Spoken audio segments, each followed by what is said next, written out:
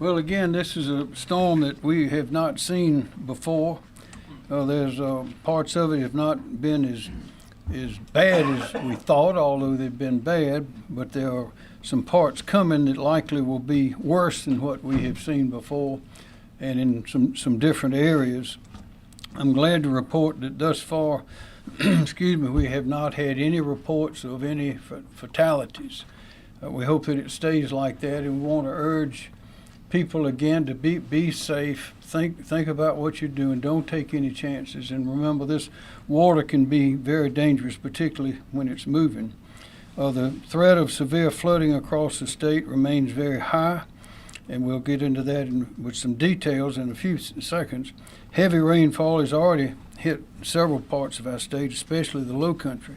And what we have happening is this storm is coming up. It's moving very slowly. It's got a lot of rain in it, and it is going out over the ocean and gathering some strength and coming back in. The winds have not been hurricane strength yet. They somewhere maybe between 35 and 55 miles an hour or something at their height, I think, if I'm right on that. But the water is going to be very heavy, particularly in the northern part of the state, from Myrtle Beach all the way up the line along North Carolina, all the way up to where you remember we had in 2018, that was Hurricane Florence, and where we had the overflow in Conway, and we had to put the aqua dams on Highway 501 and all that, and we've never seen that kind of water there. Well, we're likely to see it again there as well as in the other areas around that part of the state. And also, you remember Joaquin in 2015, it wasn't a hurricane, but it was a flood.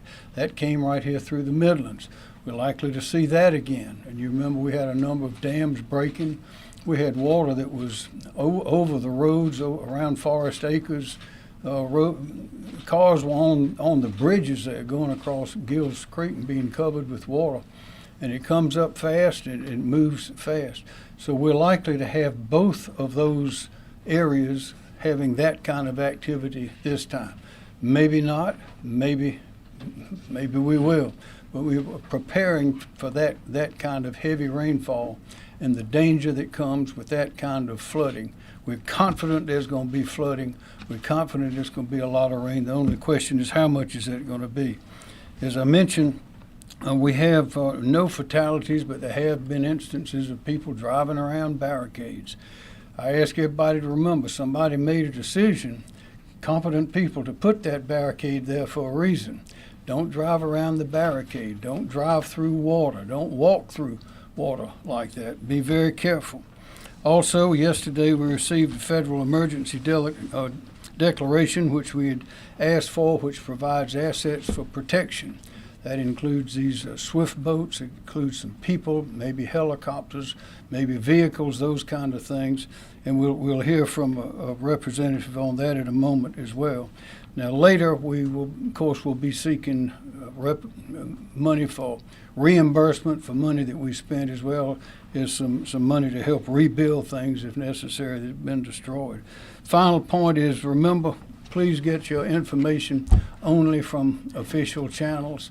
Those are the only ones that you can have confidence in. Sometimes some of the worst tragedies are the result of someone meaning well, but providing inaccurate information or misunderstood information that results in a tragedy, and you cannot undo a tragedy. So we're going to see a lot of rain, not that much wind, but a lot of rain, and this storm is creeping across our state, creeping across.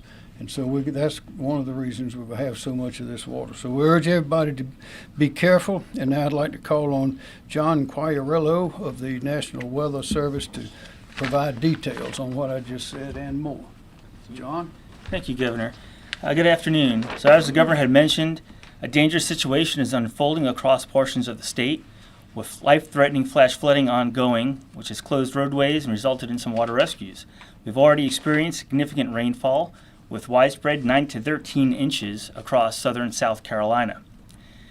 Gusty winds have downed a significant number of trees across the coastal plain and eastern Midlands, causing some power outages. Some of the highest wind reports through midday so far include a 63-mile-an-hour gust at Folly Beach, 59-mile-per-hour gust at Battery Point in Charleston County, 56-mile-an-hour wind gusts at Isle of Palms, 55-mile-an-hour wind gusts at Beaufort, and 52-mile-an-hour wind gusts at Charleston Airport.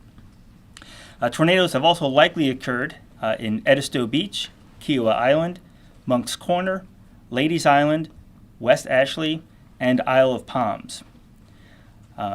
As of 2 p.m., Tropical Storm Debby had winds of 40 miles an hour and was located 10 miles southeast Savannah, so just moving offshore, and was moving east-northeast at 5 miles an hour. So its forward speed is already starting to come down. As the governor mentioned, it's really starting to slow down. And it'll slowly lift northward just off the South Carolina coast through Wednesday, before it eventually shifts back onshore along the central or northern portion of the South Carolina coast Wednesday night through Thursday morning. With Debby's slow movement, long-duration impacts are expected to persist through late week. Overall, the rainfall will remain the greatest concern, with 10 to 20 inches of storm total rainfall, with locally up to 25 inches of rain possible. This will likely result in catastrophic flash and urban flooding across eastern South Carolina. In addition to the flash flooding, rivers will rise significantly, with some of the greatest concern in the PD Basin. However, moderate to major flooding is still likely across the entire coastal plain. This river flooding could last long-term, cutting off access to some communities. I can't stress enough the need to avoid flooded roadways. Your life is not worth taking the risk. Winds will be a continued factor as well through late week, with gusts upwards of 45 to 60 miles an hour possible along portions of the northern and central South Carolina coast. However, even lesser wind speeds inland will be capable of knocking down trees and power lines due to the saturated ground. It just doesn't take nearly as much wind to knock those trees down when the ground is so wet. We're also watching the storm surge threat, with 2 to 4 feet of surge expected along some parts of the coast. This could flood low-lying and typical flood-prone areas. And as for the tornado threat, that will persist through midweek, with a few tornadoes possible along the coastal plain. So given all these threats, we urge residents and visitors to follow the advice of local officials, and to get more information, please go to weather.gov. Thank you, Governor. Thanks, John. Director Kim Stinson, Emergency Management Division. All right, thank you, sir. The State Emergency Operations Center moved this morning to Operating Condition 1, which is our highest readiness state. And our State Emergency Operations Center priorities include supporting local shelter and localized evacuation operations, as well as maintaining the transportation lifeline to the potentially impacted areas. South Carolina Emergency Management Division has a number of regional personnel, and we've deployed those to 9 counties to assist local authorities in their response and recovery efforts. We continue to closely coordinate with county emergency management officials. Right now, 22 counties are at some level of operation, with 7 counties at Operating Condition 1. Again, that's the highest readiness state. And then 15 counties at Operating Condition 2, which is a heightened awareness level, and that's probably going to shift here over the next 24 to 48 hours. Their primary focus includes sheltering operations, response including rescue operations, and possible local evacuations. No major communications issues have been reported so far. Very few residential and business damages have been reported, and they're very preliminary, but we're early in the operation. Colleton County did report that they had probably about 50 houses that had been damaged to some extent, but again, that's very preliminary. Many counties are reporting blocked roads and localized flooding, and coastal counties in the first tier back are primarily where that's happening right now. In the logistics area, our Winnsboro warehouse is operational with food, water, sandbags, and tarps. Our general logistics, transportation, and commodities contracts have been activated if additional supplies are needed. So far, we've fielded 155 requests from the local authorities, and 125 of those are either completed or in progress. And those requests range from sandbags to swift water rescue assets. And under the Emergency Management Assistance Compact, we have requested support from other states, including 5 swift water rescue teams and an incident management team. We also have a team here from South Carolina, from Tennessee, to coordinate those requests as we move forward. The public information phone system opened this morning for residents to call in with any questions, and that number is 1-866-246-0133. Now that's on our website. It's also in the Hurricane Guide and a number of other sources as well. In closing, I'd like to mention again a few points we talked about yesterday. First, if you live in a flood-prone area, a low-lying area, identify higher ground where you can seek safety if needed. And certainly don't wait until it's too late. If you're advised to evacuate by your local officials, please do so immediately. And then certainly monitor the weather updates and follow the instructions again of those local officials. And our website at seemd.org and our South Carolina Emergency Management app are also excellent sources of information. Thank you, sir. Thank you, Stinson. I mentioned yesterday our federal partners, Rear Admiral Doug Schofield of the Coast Guard called yesterday, and also federal FEMA Administrator Deanne Criswell called to offer reminders of their availability. And we have from FEMA today the Federal Coordinating Officer of FEMA, Brett Howard. Thank you, Howard. Good morning. Brett Howard. I've been appointed as Federal Coordinating Officer, as the Governor just stated. Governor, it's an honor to work here in your state. Everything that South Carolina has done to this point has been remarkable. The briefings that you're about to hear will let you know and let the citizens know that the Governor, his cabinet, Director Stinson, and his staff know what to do, and they've got the plan in place to execute. And it's very comforting to work in a state that is this progressive and this forward-leaning to help the citizens and be ready to respond to anything that happens.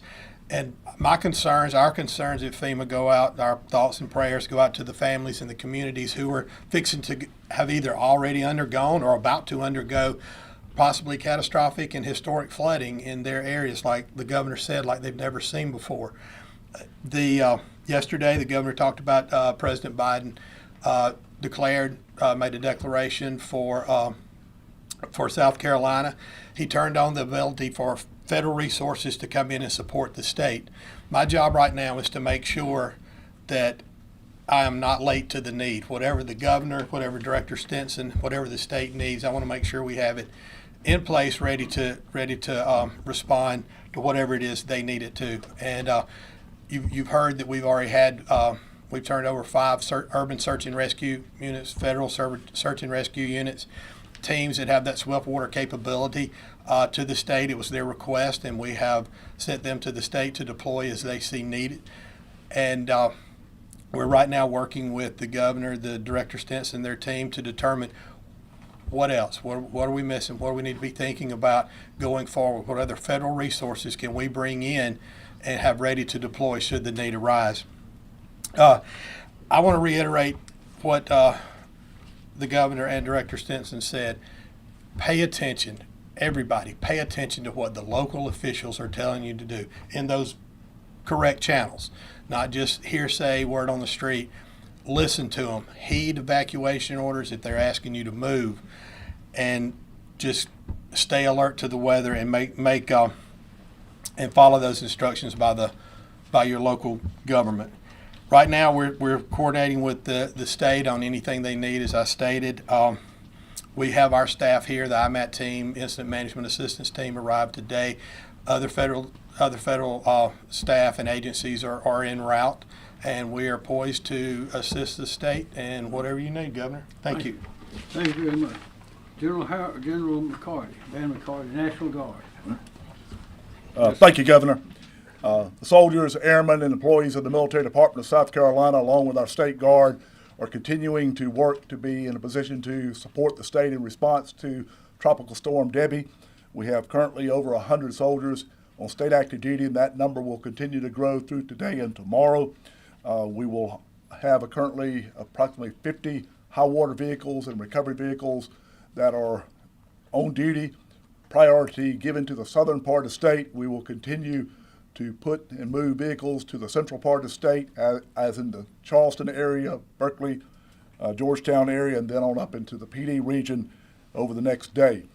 We're continuing now to assess where the storm may carry us over the next few days, looking to determine what additional assets may be needed, whether it's military police, our engineers for debris clearing, or other things to support scenarios as described by the governor that we saw back in previous storms.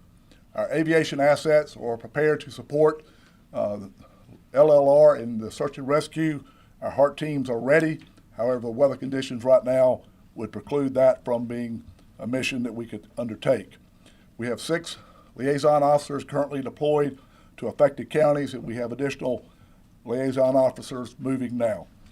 The Florida EMAC request for the 1053rd Trans Company, they've completed that mission. We will begin to demob and have them convoy back to South Carolina. Due to the weather conditions, that convoy will take probably 12 plus hours, with safety being the priority of getting them back here. Once they're back in South Carolina, we will look to remission those 30 additional vehicles for future missions that could come up.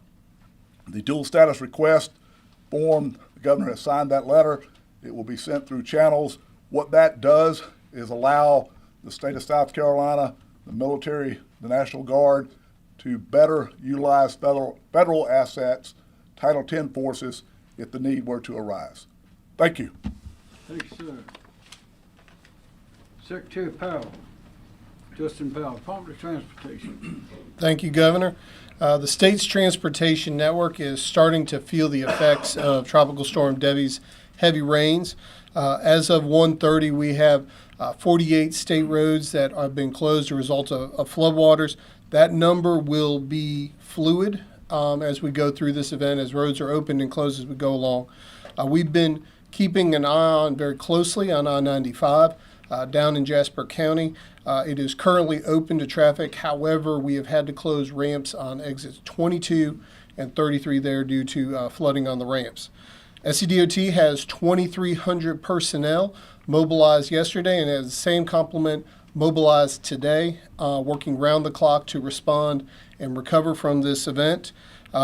With the rains anticipated to continue to fall through Thursday, we do anticipate more roads will flood during the course of this event.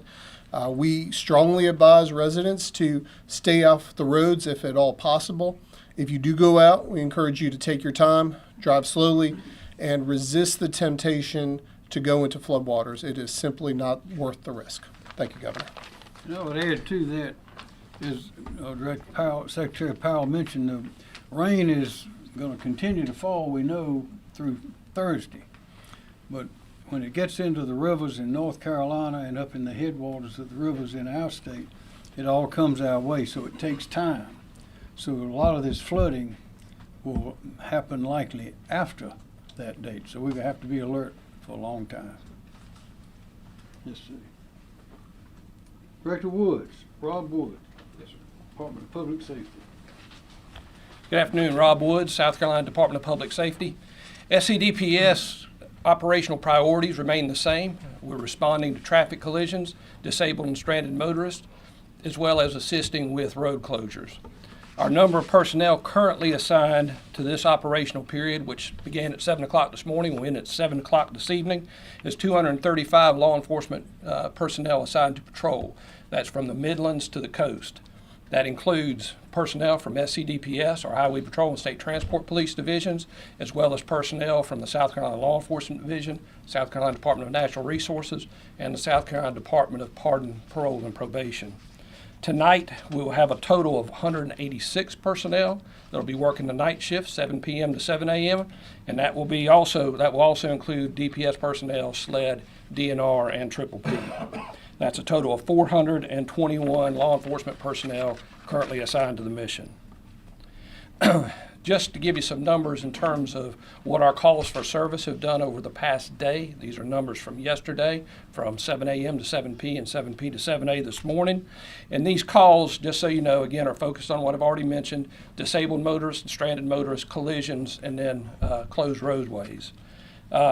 This is compared to last year at the same time. So from 2023 to 2024, last year during the same period of time, we had 231 calls for service during the day shift. This year we've had 340.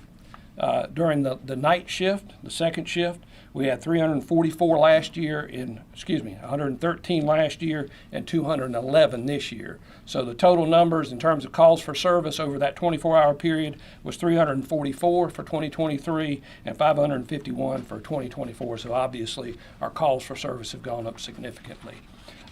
As I previously mentioned, highway safety is a partnership between law enforcement and the motoring public. So as we work to keep the motoring public safe, we ask that you all also work to keep yourself safe. And in a situation like this, the best advice I can give you is stay off the roads.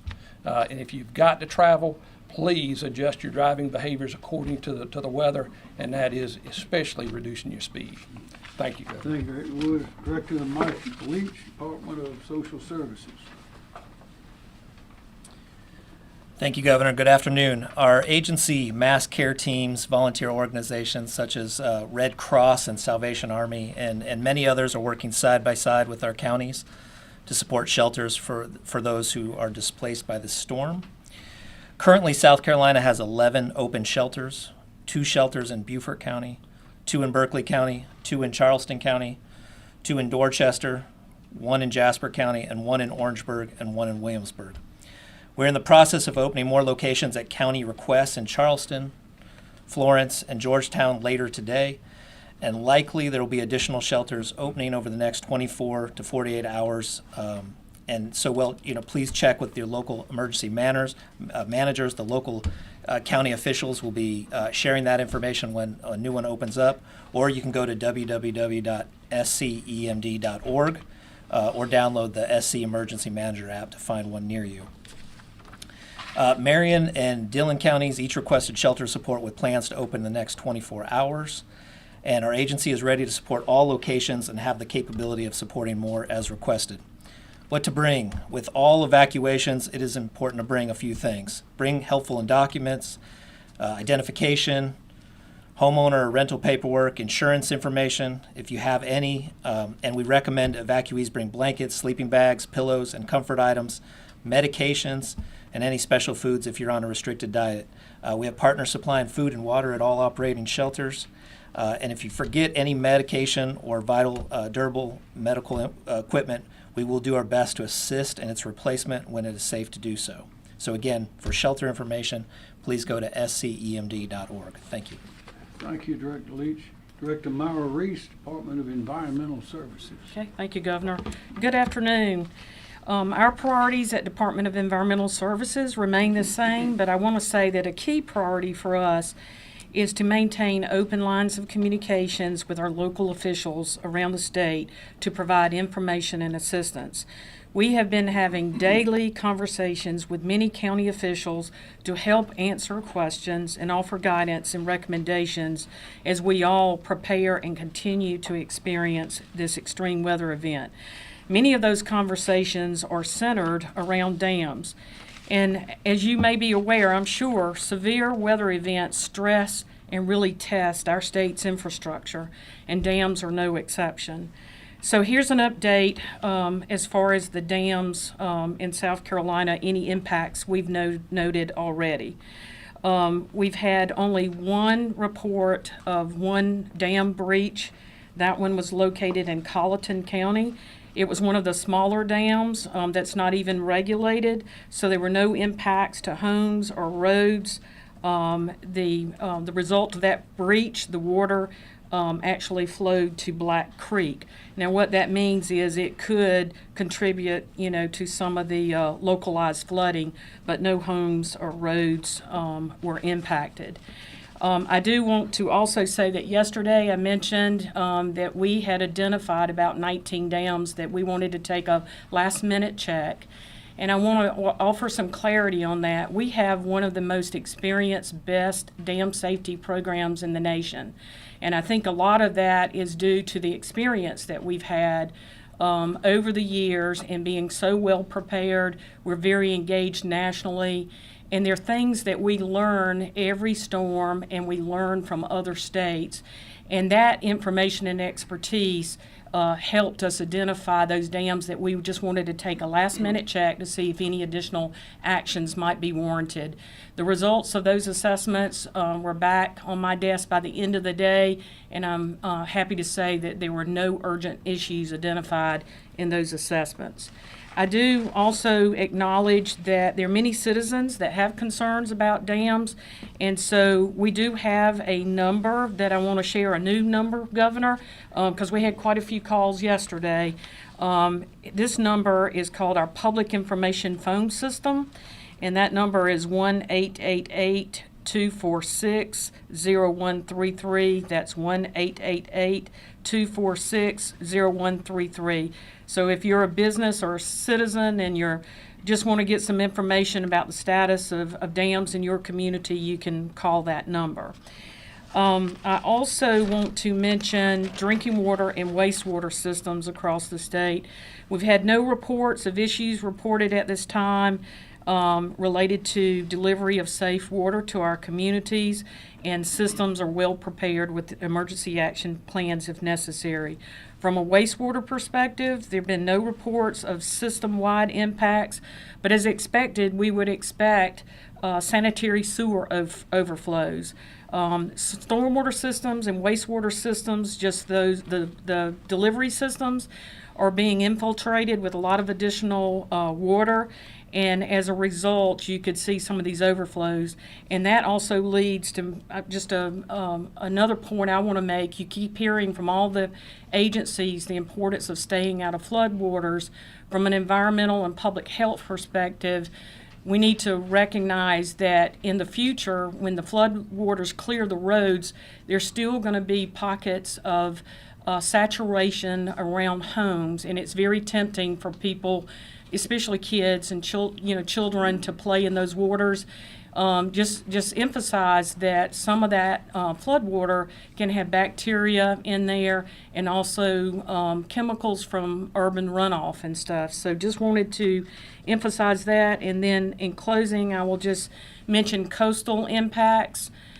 We have no reports of any structures being impacted at this time, no concerns about erosion. We are aware of a tornado in Edisto that may have had an impact on some structures, and we'll be focused on that after the storm clears. Thank you. Thank you, Director Reese. Director Emily Farr, LLR, Labor License and Regulation. Thank you, Governor. I can report that the state search and rescue efforts have been well planned and are positioned in a place to be able to respond however they may be needed as the flooding continues to grow across the state. We have all current resource requests that will be filled by the end of the day today using all of our in-state resources that are already deployed throughout the state. We expect the out-of-state resources, these are teams from Tennessee, Alabama, and Michigan, will be deployed by the end of the day. You've heard mention already that we're working very closely with FEMA to roster and deploy all 5 of their search and rescue teams that are already staged here in Columbia.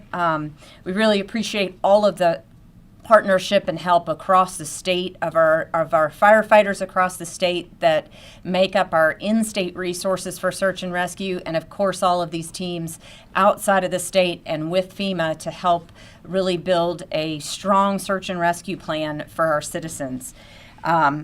We continue to do future planning in coordination with the Emergency Management Division to be ready to respond to meet additional resource requests that we expect will be made as the storm continues. Thank you. Director Farr. Director Andrew Bateman, Office of Regulatory Staff. Thank you, Governor. My name is Andrew Bateman with the South Carolina Office of Regulatory Staff. Throughout this storm, we've been in frequent communication with utility representatives.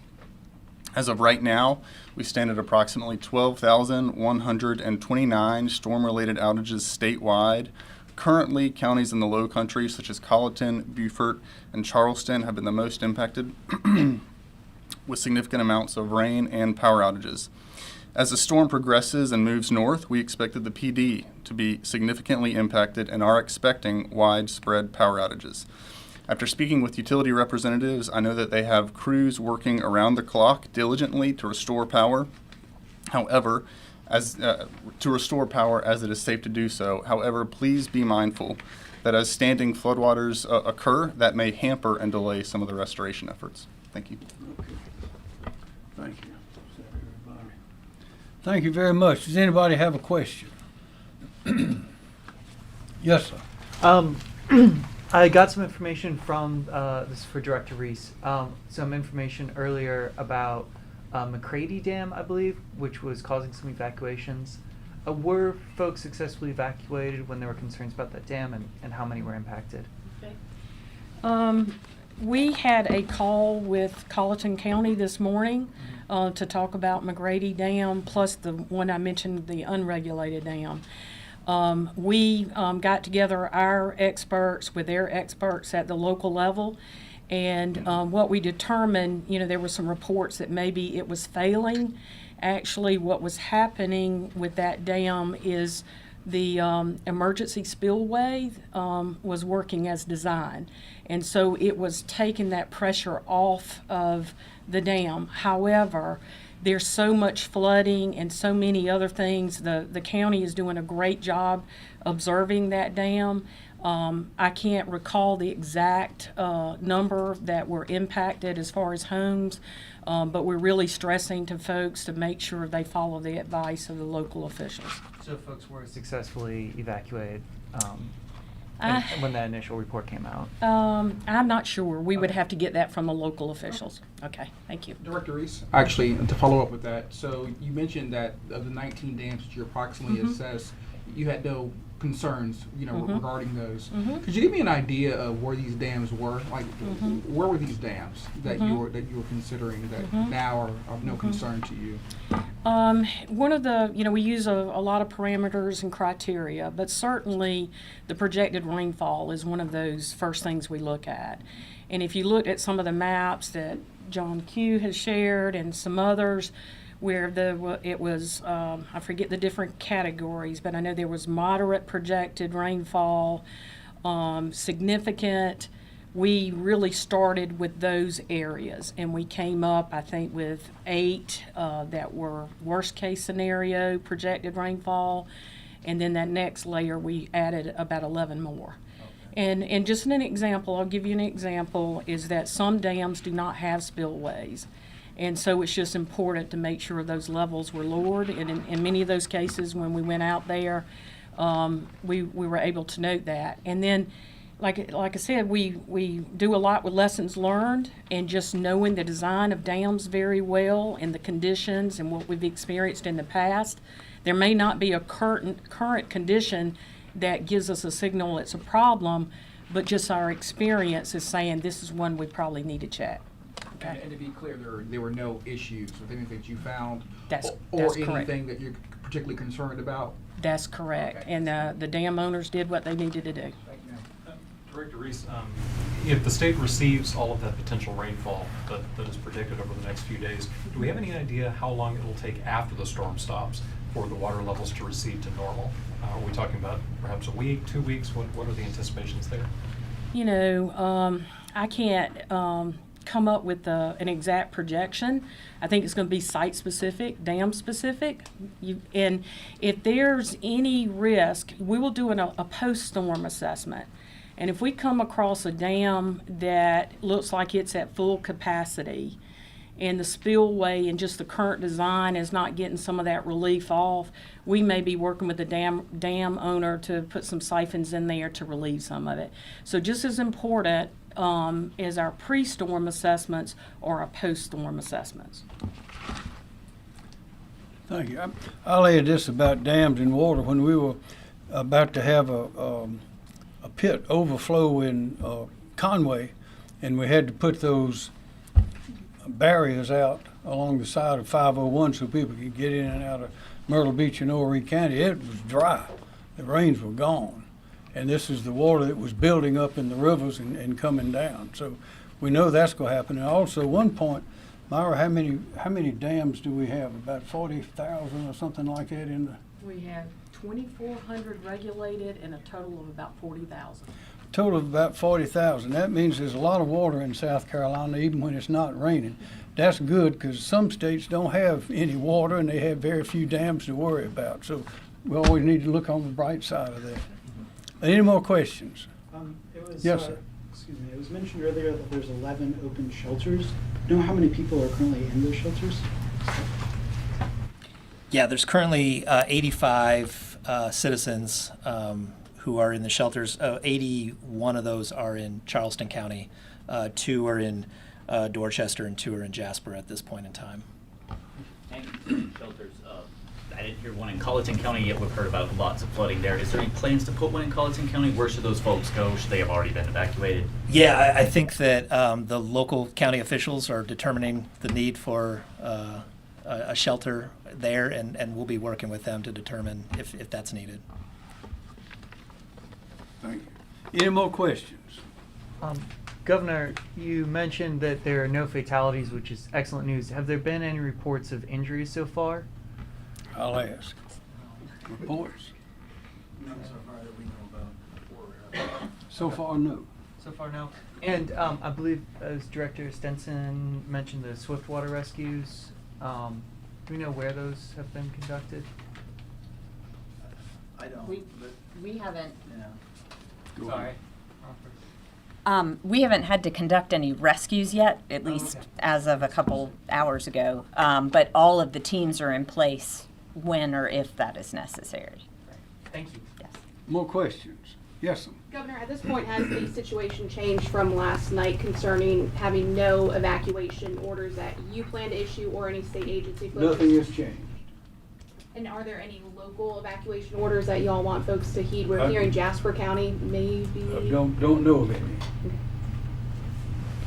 Any more questions? Thank you very much.